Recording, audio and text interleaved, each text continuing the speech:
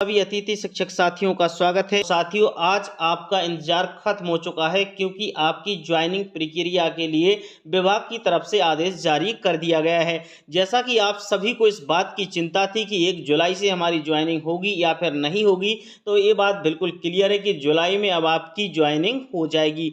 साथियों, डीपीआई के द्वारा आदेश जारी 30 जून 2026 को किया गया है।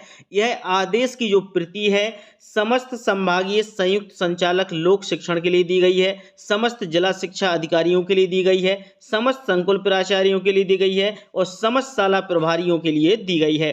साथियों, विषय जैसा कि आप देख पा रहे हैं कि शैक्षणिक सत्र 2026-27 में रिक्त पदों के विरुद्ध अतिथि शिक्षकों की व्यवस्था के संबंध में यह आदेश जारी किया गया है।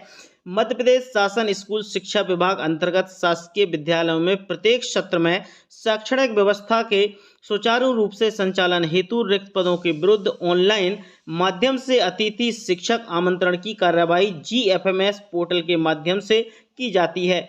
उक्त परिप्रेक्ष्य में शैक्षणिक सत्र 2026-27 में शासकीय विद्यालयों में रिक्त पदों के विरुद्ध अतिथि शिक्षकों को आमंत्रण हेतु एजुकेशन पोर्टल 3.0 के माध्यम से निम्नानुसार कार्रवाई सुनिश्चित करें। यानी साथियों, अतिथि शिक्षक साथियों के लिए समय सारणी भी जारी कर दी है और इन्होंने जो बताया कि जो अतिथि शिक्षकों के आमंत्रण हेतु रिक्तियों का प्रमाणीकरण है। साथियों, एक तो लॉन्ग टर्म रिक्तियां हैं और एक आपकी शॉर्ट टर्म रिक्तियां हैं। तो लॉन्ग टर्म रिक्तियों के लिए भी इन्होंने बताई है कि शैक्षणिक सत्र 2025-26 में अतिथि शिक्षक आमंत्रण हेतु विद्यालय में नियमित शिक्षक के अनुपलब्ध होने की स्थिति में पोर्टल पर प्रदर्शित रिक्त पदों के विरुद्ध अतिथि शिक्षक हेतु वास्तविक आवश्यकता लॉन्ग टर्म रिक्तियों के सत्यापन की कार्रवाई विद्यालय के शाला प्रभारी द्वारा की जाएगी।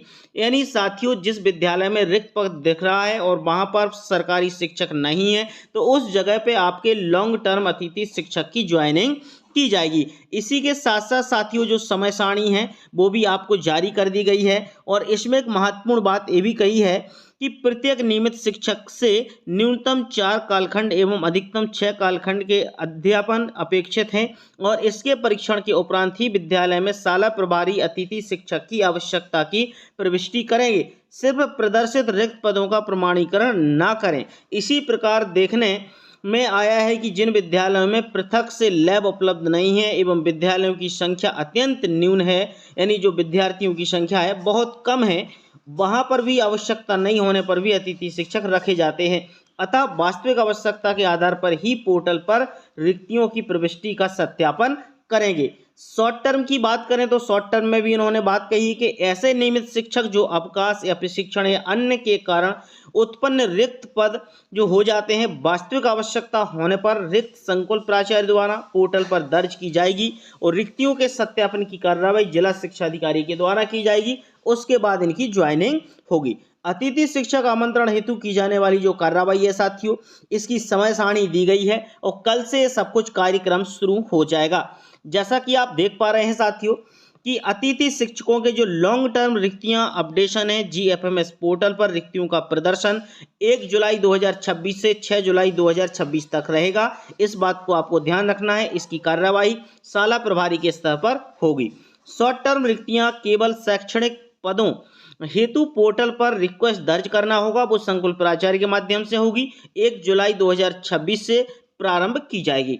संकुल प्राचार्य द्वारा शॉर्ट टर्म रिक्त रिक्वेस्ट का सत्यापन किया जाएगा। इसके बाद जिला शिक्षा अधिकारी इस पर कार्रवाई करेंगे और 1 जुलाई 2026 से प्रारंभ होगा। साथ में साथियों, विगत सत्र में कार्यरत अतिथि शिक्षक द्वारा GFMS पोर्टल पर उपस्थिति हेतु रिक्वेस्ट दर्ज कराना है, तो इसमें आवेदक के द्वारा ही रिक्वेस्ट दर्ज की जाएगी और 1 जुलाई 2026 से 6 जुलाई 2026 तक ये लोग रिक्वेस्ट को दर्ज कर सकेंगे। इसके बाद साथियों, विगत सत्र में यदि एक पैनल पर 2 या 2 से अधिक आवेदक कार्यरत थे एवं वर्तमान सत्र में रिक्ति की संख्या कम होने पर अधिक स्कोर वाले आवेदक द्वारा निर्धारित समय सीमा में रीज्वाइनिंग हेतु रिक्वेस्ट नहीं की जाती है, तो स्वतः ही समाप्त की जाएगी एवं मेरिट क्रम में निचले आवेदक की रीज्वाइनिंग रिक्वेस्ट प्रदर्शित होगी। ऐसे आवेदक द्वारा पोर्टल पर रिक्वेस्ट करना है। यानी साथियों, आपके यदि पिछले सत्र में 2 अतिथि शिक्षक कार्यरत थे और वर्तमान में आपको लग रहा है कि जो पहले वाला अतिथि शिक्षक है हाई स्कोर वाला वो ज्वाइन नहीं कर रहा है, तो उसकी ज्वाइनिंग स्वतः ही कैंसिल हो जाएगी और जो दूसरे नंबर का कम स्कोर वाला अतिथि शिक्षक होगा उसकी रिक्वेस्ट को एक्सेप्ट कर लिया जाएगा, क्योंकि वो वहां पर प्रदर्शित होगी और ये 8 जुलाई तक कार्यक्रम चलेगा। इसके बाद शाला प्रभारी एजुकेशन पोर्टल 3.0 पर अतिथि शिक्षक द्वारा की गई उपस्थिति रिक्वेस्ट का प्रमाणीकर उपस्थिति कराएंगे। अतिथि शिक्षक के लिए शाला प्रभारी 1 जुलाई 2026 से 8 जुलाई 2026 तक। इसके बाद मई फरवरी से अप्रैल 2026 तक नियमित मानदेय पाने पर सत्र में 90% ई अटेंडेंस वाले अतिथि शिक्षक ही रिज्वाइन रिक्वेस्ट कर सकेंगे। ये बहुत ही महत्वपूर्ण पॉइंट है कि यानी मई फरवरी से लेके अप्रैल 2026 तक नियमित मानदेय पाने एवं सत्र में 90% ई अटेंडेंस वाले अतिथि शिक्षक की रीज्वाइनिंग हेतु रिक्वेस्ट दर्ज कर सकेंगे। यदि नहीं होती है 90% ई अटेंडेंस, तो साथियों यहाँ पर आप रिक्वेस्ट दर्ज नहीं कर पाएंगे। अतिथि शिक्षक पोर्टल पर आवेदक का जिस पैनल पर स्कोर कार्ड है केवल उसी पैनल पर विद्यालय में उपस्थिति हेतु रिक्वेस्ट दर्ज कर सकेंगे, ये बात ध्यान रखिएगा। तो सभी अतिथि शिक्षक साथी इस समय सारणी का साथियों स्क्रीनशॉट ले लो। अब आपके मन में कोई भी समस्या है, कोई भी प्रश्न है, तो मुझे कमेंट बॉक्स में जरूर लिखिएगा। मैं पूरी कोशिश करूंगा कि आपके सभी प्रश्नों के जवाब दूं। और साथियों, सभी साथियों में इस वीडियो को शेयर कीजिएगा और प्लीज़ चैनल को सब्सक्राइब कीजिएगा।